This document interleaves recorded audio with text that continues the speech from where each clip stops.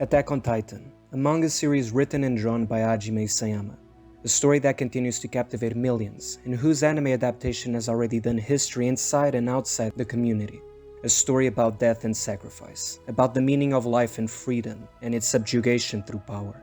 A cautionary tale that keeps changing and evolving every single season, every single arc, until it's no longer recognizable, and how its author was able to coordinate each piece of the whole in such a sustainable and satisfying way. But how exactly has Attack on Titan changed into becoming a modern masterpiece? Lying at the center of it all, the character that has gone through the most nuanced transformation and is undeniably its beating heart. Thank you, all of you 806 individuals who've decided to subscribe to this channel. Please enjoy. Attack on Titan and the Price of War.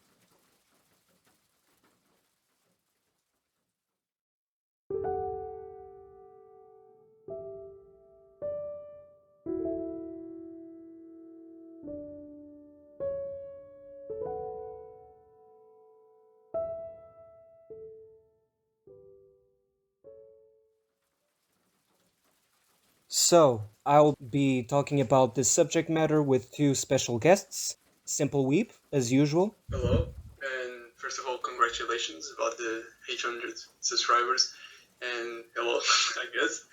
And Spark. Thanks for having me here. It's always a pleasure to be part of these podcasts. And also, congrats for the 800. I hope you enjoy. This is going to be a special video because it's not every day we talk about Attack on Titan. I brought Simple Weeb and Spark because I wanted to have two different perspectives on the matter. So Spark, for some context, he has only seen the anime. He hasn't read the manga. He's seen all of it in one row very recently, so everything is fresh in his mind. And Simple Weeb has read the entire manga. By the time that we were recording this video, the final chapter has already been released. And he has also watched the anime, the final season, episode 16, if I'm not mistaken. Yes. First of all, I just wanted to let you finish, because I have to do it. Eren Yeager. I really had to, sorry. I don't think Eren has that much transformation when you look at it like in a certain perspective, because he has always been like this since the first episode, since the first chapter of the manga. He has always been like we see him in the first season. The thing is, there was something that was still missing, and that thing was information. Because even us as viewers and manga readers, we didn't know anything about the world. We always thought that, at least for like the first two seasons, we always thought that there was basically all humanity was wiped out.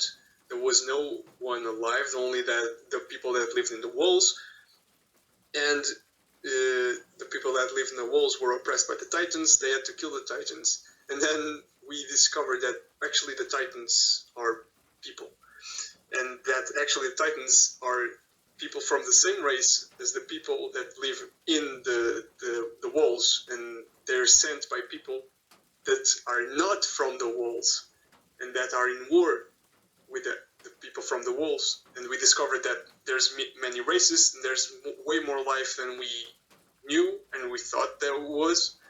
That's really nice about Attack on Titan, because we start discovering stuff alongside with the characters, especially with Eren. Because in the beginning, Eren was just a normal kid that lived his life.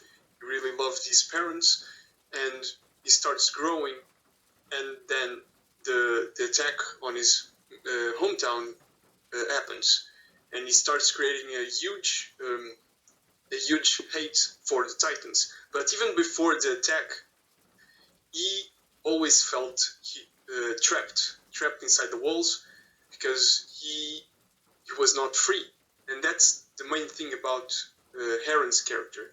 He wants to be free. He wants to be the freest person in the world. He doesn't want anyone to tell him what to do or tell him what he should do. He doesn't care.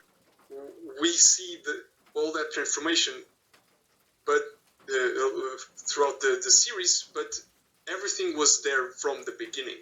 he was always like that.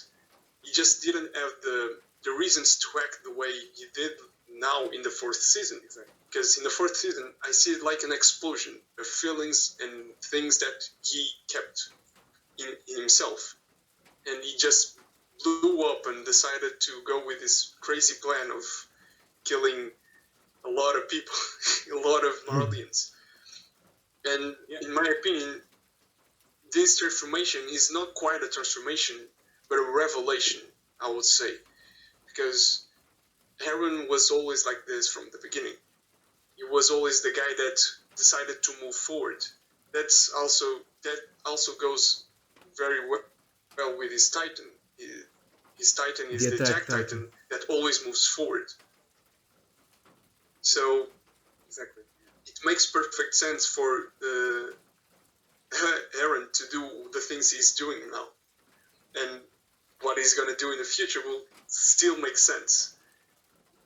And you'll definitely agree with me once it's adapted. Yeah, I kind of agree because I think he still has basically the same motivations as he had before.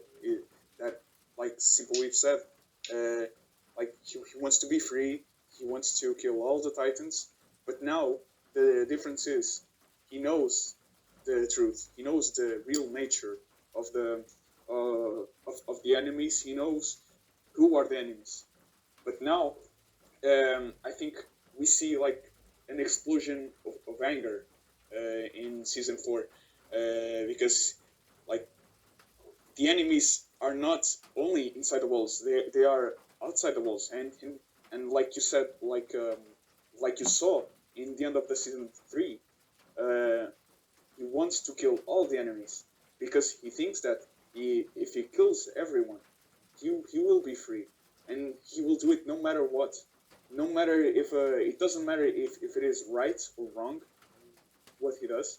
He only wants to be free. He only wants to like you said. He wants to move forward. He wants to move forward, and even if everyone thinks that he looks like the villain, he's doing the wrong thing. He's the same as before. He's the same as before.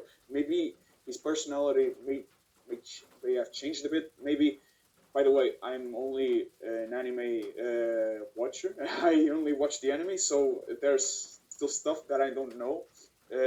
But I think he has a plan. He has a plan for that. So, but I think it's the same Eren Yeager. It's just that the motivation that he has isn't quite the same as the other characters. So he looks like the villain, but I think he actually wants to. He's the same Eren Yeager. It's just he has a different anger, a different motivation, and that makes him do different stuff in different ways. And I think that's really interesting. It's to see like the different perspectives. Like everyone has basically the same objective, just in different ways. And I think that's what makes season 4 so interesting. It was quite unpredictable. I wasn't really expecting ever to watch like Eren Yeager not being the main hero, like turning like a little bit of a anti-hero. Yeah. I think that's the brilliance in Hajime Isayama's writing. One of the reasons why Eren didn't stand out as much as a character before was because it took 3 whole seasons for Eren to come to the realization that he no longer, if he wants to be free, which is an aspect that we've seen from the get-go, from the very beginning, even though Eren was always preaching about wanting freedom, he was fundamentally a slave of his own insecurities. The more the show progressed, the more insecure he became, and the more he relied on others to make decisions. I think there's no greater example of this than in the second half of the first season, when we see Eren with the Levi squad and Ani, the female Titan, is pursuing them, and she's killing all of the entire squad basically. And Eren needs to make a choice, and he decides to let the Levi squad take care of things, but he pays the price. They die, and he regrets that decision. Slowly but surely, we see him lose that confidence. We at first, Eren, just like everyone else who is putting their hopes and aspirations into Eren, he starts to believe that he is a savior, but because he failed so much, and as Anji said in the fourth season, in the final season, when they rescue Eren, they kept rescuing Eren, putting their faith in Eren, and Eren kept letting them down. The only difference is that he finally has that context, like Simple Weave has stated. Isayama just decided to stretch the story a little bit out and have a lot of things happen, but subtly. And so when revelations finally happen, when they reach the basement and they find out about the truth, it makes sense, and it makes the rest of the other seasons so much more interesting and so much more complex. You now go back to the previous seasons. In my case, specifically the second season, I enjoyed the second season so much more than I did the first time around, because now I knew what Bertold, Reiner, and Eren and Ymir were talking about. Now you know exactly what they were specifically talking about.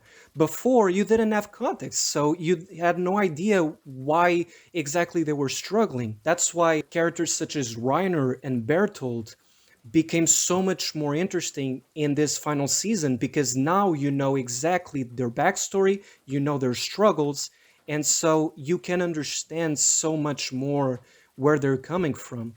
And it's no longer a story that is black and white, it's so much more gray. One aspect that is very important to notice is that it's really not surprising that Eren becomes so cold-hearted towards the Eldians in Marley, and even the people in Eldia. They've been killing Titans from the very beginning. And so when it's revealed that the Titans that they've been fighting against are actually human, are actually part of their people, you can only imagine what Eren psychologically must be feeling, how completely broken he is as a person. And so when he's killing all of those Eldians, outside of the Marleyan military, of course, when he's killing those Eldians in the declaration, after the declaration of war episode, it makes sense why he will do something like that, so without much remorse, why he keeps saying, I have to move forward until I destroy all of my enemies, because his goal has always been, I'm going to kill the Titans. That is what he's still doing, just with a different mindset completely. You know, now he knows exactly who the Titans are,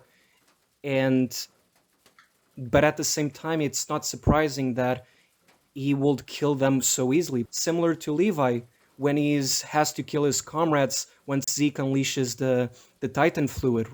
Zeke is able to kill so many people.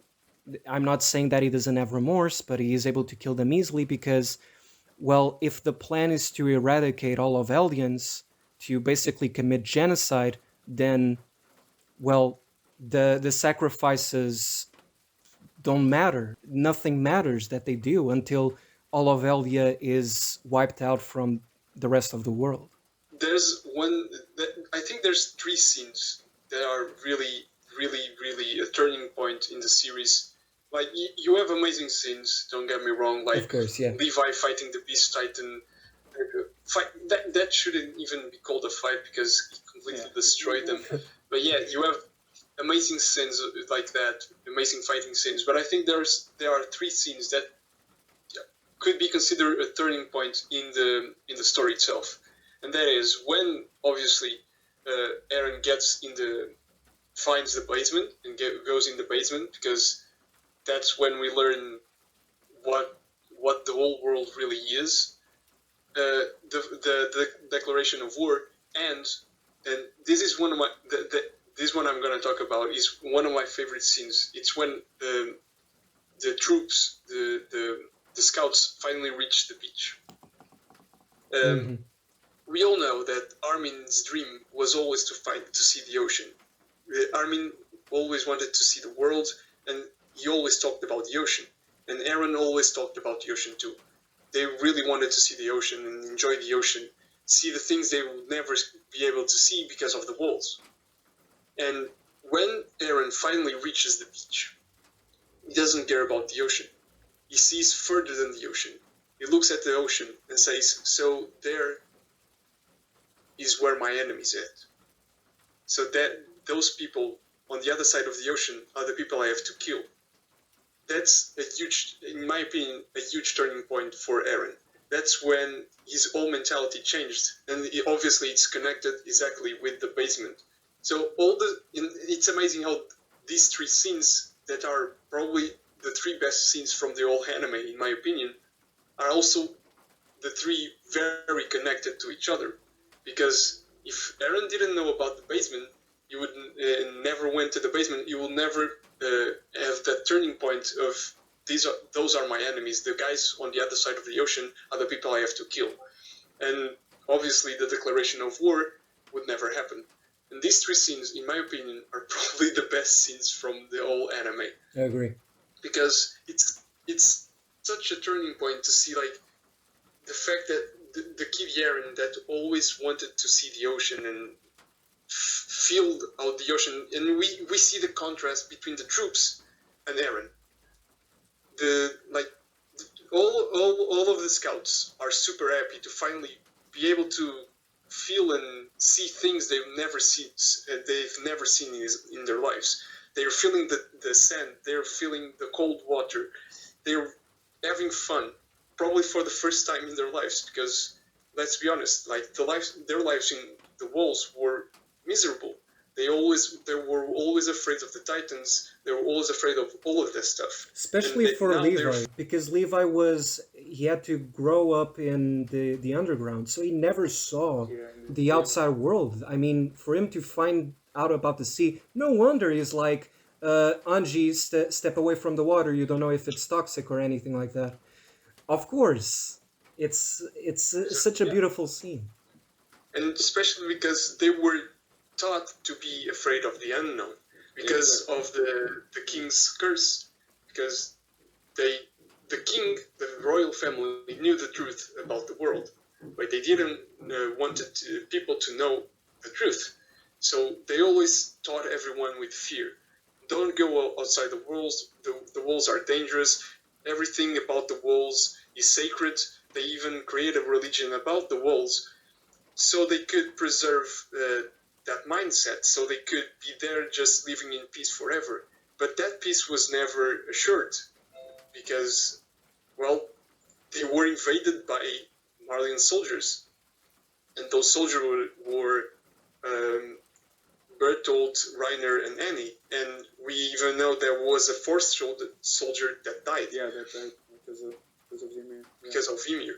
Yeah. So, like, those three scenes are just amazing how they completely changed our perspective as the viewer of not only the anime series in a whole, but also of the character Eren. Because like I was shocked when at the time I was already reading the manga, but I was shocked when Eren literally turned to the ocean and said, "So there's where my enemy's at." Because like I thought Eren would be happy to finally see the sea, because he always talked about it with Armin. But no, he doesn't care about the sea anymore, because he doesn't feel free. He knows that at first he thought that if he could reach the sea, he would be free. If he could get out of the walls, kill all the Titans outside the walls, he would be free. But then he discovers that that's not quite like that. That there are people that are trying to kill them, oppress them. And he's not taking that shit, literally. Like, he doesn't want to be imprisoned by anyone else. So once he reaches the sea, instead of feeling freedom, he feels like he has a duty to do. And that duty is kill the people outside of the walls. He only cares about the people inside of the walls. he only cares about themselves, about his friends, like the scouts and all of the people that actually lived with him and lived every day with him. And he I doesn't mean, care about anyone else, and that really reflects on the fourth season. imagine what it's like for Eren, putting ourselves in Eren's shoes, and he is the only one who knows the truth about Marley. He is the only one who has seen the memories of his father, and so an Eldian living in Marley firsthand. And so imagine him. The whole goal of the entire series till that point was we get outside the walls, we kill all of the Titans, and we're finally free. So he reaches the sea, but he's the only one who knows that there's the freedom doesn't lie ahead. The war has still to go. Eren has become a true warrior. He cannot be free of the Titan curse, and he cannot be free of this entire war. He thought that by killing all of the Titans, he will find peace, and that's what the other scouts believe in. But he looks at the sea and is like, "Oh shit, really? I still have to fight?" So imagine what it's like for Eren to finding that out and looking at the sea and just thinking, "Oh, I still have to kill more enemies. It's still not over."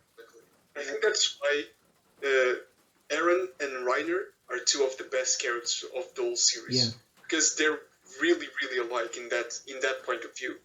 Because they're warriors, literally, and we have a lot of that in Reiner's perspective. Reiner talks a lot about being a warrior, but both of them are warriors. They don't want to fight. They're fighting because they have to. Exactly, and you can see that in the episode of the declaration of war, because Eren understands Reiner. They both understand each other, but they both have their motivations, and that's why Eren, he understands Reiner's motivation, but he has to go forward. He has to move forward, and he has that responsibility for himself. That's what makes Eren go in the different path, but no one understands him, and that's why as a anime watcher, I think this is a really master plan for Eren, but he has to have that light inside him, and that's really difficult. And if you put yourself in Eren's shoes, damn, what would you do? If you think about it, what would you do in Eren's shoes? Like, it's such a heavy weight, such a heavy responsibility for one person. Like one season, everyone was putting their hopes in Eren, and the next season, everyone is against him, and but he still has the same motivations, and it will be really interesting to watch the ending and watch what will happen. And again, I'm I still think this is a really master plan from Yeager, from Eren. Yeah. But also, we can't discount also the rest of the Eldians, Anji, Armin, and they're also in the right, because they don't want a war. They are striving for peace, and that's not necessarily foolish. I think it's very noble. It's just Eren doesn't have time. He's dying. He's just as Exactly. he has less of a year of 1 year to live, and that's exactly why he does everything that he does. Yes, he understands Reiner, but he is more in his mindset. It's more like, all right, I understand where you're coming from. We're now on equal footing. That being said, now I can move on. Now I can fulfill this goal because none of it matters. Eldians are going to be erased. So these sacrifices need to be made. And it's very, very interesting because if if there is anyone who understands Reiner better than anyone, is Eren, and they could have probably achieved peace if they worked together. But even someone like Peak doesn't trust Marley, but she she serves Marley because she knows her comrades, and between choosing someone like Eren, who she doesn't know, and on the outside, he has killed so many of her fellow.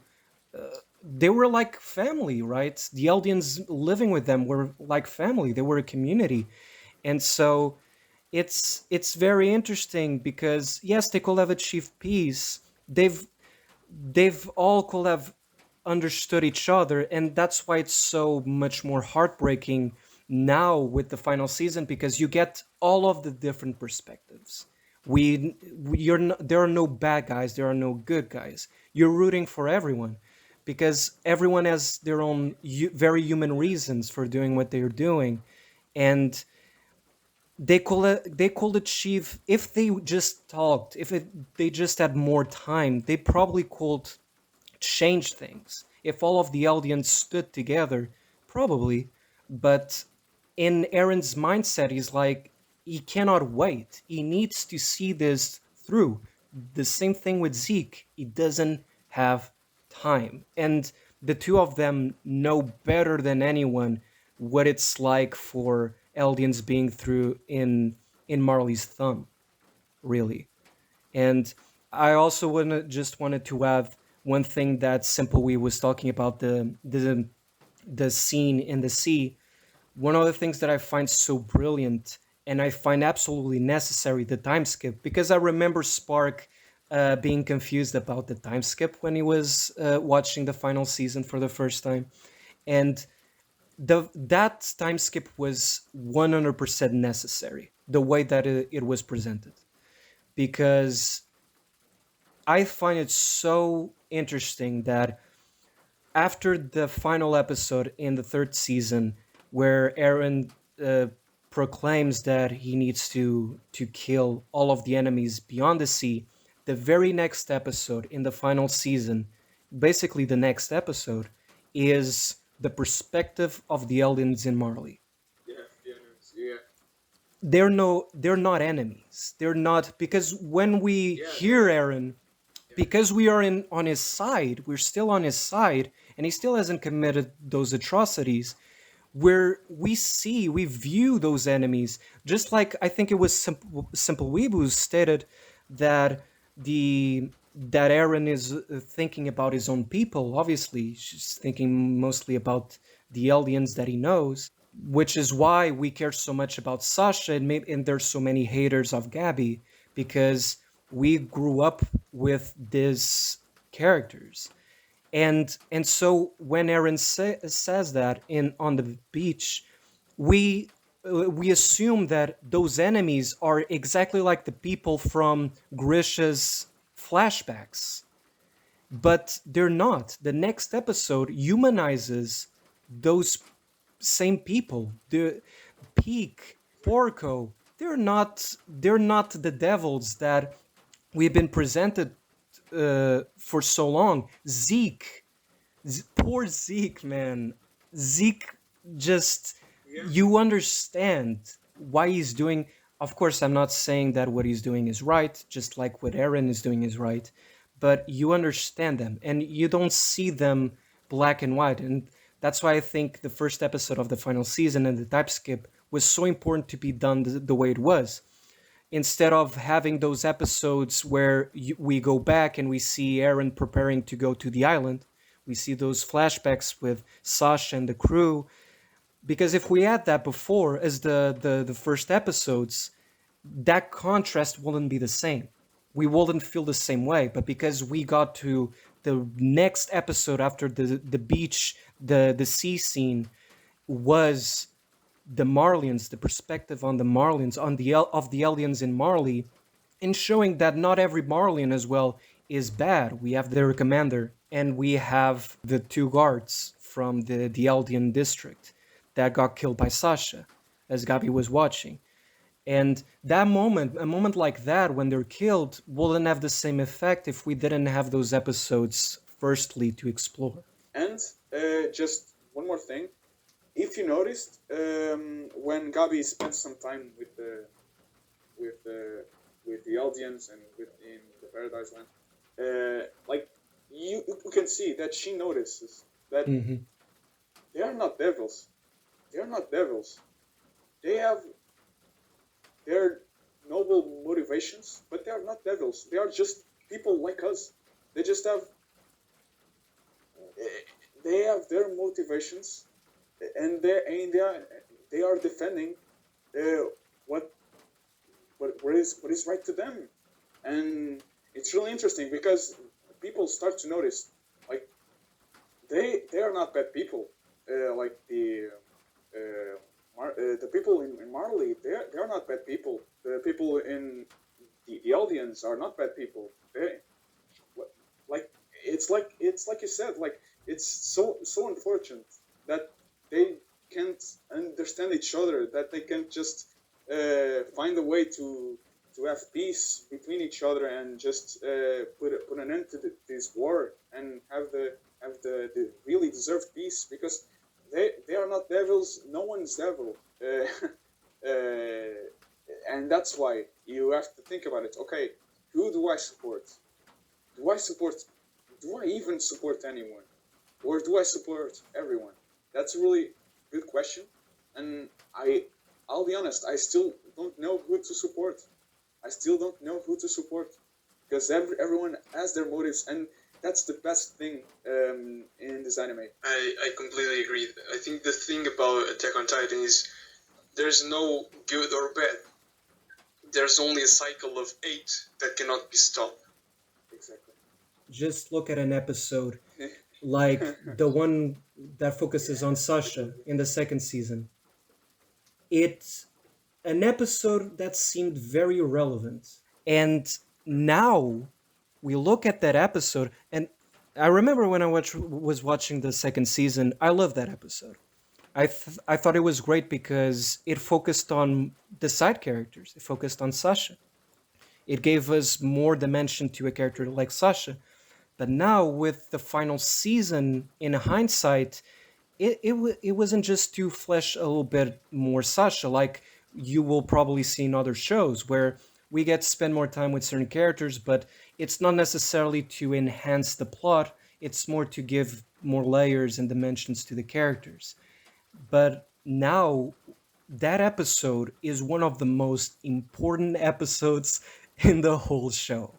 It's amazing because now without that episode, that perspective you were talking about, Spark, it wouldn't have the same effect. It wouldn't have the same impact because that girl that Sasha saved is now an important piece to show Gabi not all Eldians, like Marley taught them, are devils. They're people. Exactly. Exactly. And that's why that girl asked, "Why are my parents devils? What did they do?" Exactly. She was asking she was asking Gabi several questions. Why do you consider them devils? Why? And Gabi couldn't answer. She just learned to be like that. She was born, and that's basically the same thing. Like people, like Simple we was saying, like in the Asland, people learned, okay, to have fear. People were born to have fear from the things that from the Titans and from the things that were outside the walls. And Gabi, for example, learned she was born to think that the people in the Aslan were devils, and that's but things start to change when they actually meet each other, when where the show actually starts to develop into a bigger world, and that's really interesting to to see that. It's really interesting. And I think what made Attack on Titan so special is that now that much death that we see in those first seasons, there's a meaning behind it. those those were people that they were killing. They died by the hands of other human beings, and they killed other human beings. And Yeah. it's such a perfect mirror, more so I think than any other show that I've seen. Of course, there have been other mediums that I think have highlighted this very well, but Attack on Titan is just on another level. The way that they portray humanity and all of its negative aspects, it's one of a kind. It's just so amazing, and I'll miss. I'm gonna say it. I'm gonna miss Attack on Titans when I actually see the ending, and You're I'm gonna gonna cry. miss, and it's gonna be hard to do an anime show just as good as AOT. I'm actually satisfied with Mappa. I think they did a good work. A lot of people uh, don't like the CG, Yeah. but as a Berserk fan, go watch the Berserk 2016 CG scenes, and I think next time, after seeing that, you just check the episodes of Attack on Titan. You're gonna think it's the most gorgeous thing you've ever seen, the best CG you've ever seen in your life. I don't want to say anything, but have you ever seen images from the Attack on Titan manga?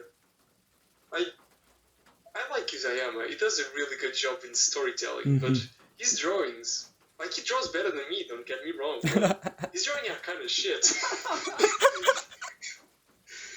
I mean, he does improve. In Attack on Titan, sometimes you look at the fightings and you're like, what the fuck is going on? Like, you really don't get the fighting scenes, so that's why I'm always eager to watch the anime, because they actually do, you do understand how the fighting is going in the anime. Well, to be fair, you're just like, okay, you won. Okay. to be fair to Isayama, he does improve. I think there's some incredible panels that he draws later on, but yeah, early on, Yeah, but there's some really good ones too. yeah.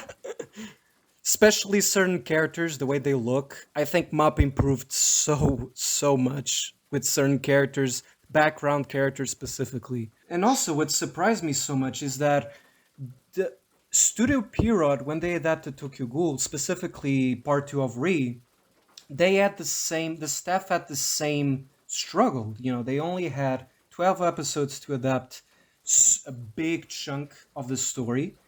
And I mean, props to the staff at Mappa, what they were able to do with the time constraint of 16 episodes. Thank the Lord, Mappa, that they're giving more episodes, that they didn't just make 16 episodes and they had to cut a bunch of stuff. No, they adapted so much. Yeah, as a manga reader, I can say that it's really well adapted. Like, you're not missing a lot. I wouldn't say. I would say you're probably not missing anything from the original work. Like, only minor things that really wouldn't spoil the experience. I always recommend to read the original work, anyways. But like, if you just watch the anime, you're good. You're good. It's always a pleasure to be here in this podcast, and just I just keep supporting this channel because he really deserves it. We're proud. We're proud of you, man. Yeah, we're proud. Yeah, he grew a lot. He grew a lot. And now he managed to get some loyal subscribers, and he's growing. He has a lot of quality. So just keep supporting him. All right, you're gonna make me blush. Stop, please. Since Spark doesn't have a channel, unfortunately, I want you guys to make sure that you check at least Simple Weep's channel out. He also is, I think, he's a great content creator. But yeah, this is the end of the video. Thank you all for watching, and hopefully, I'll see you guys in the next video. Please stay safe, stay well, and ja, matane. See ya. Sayonara.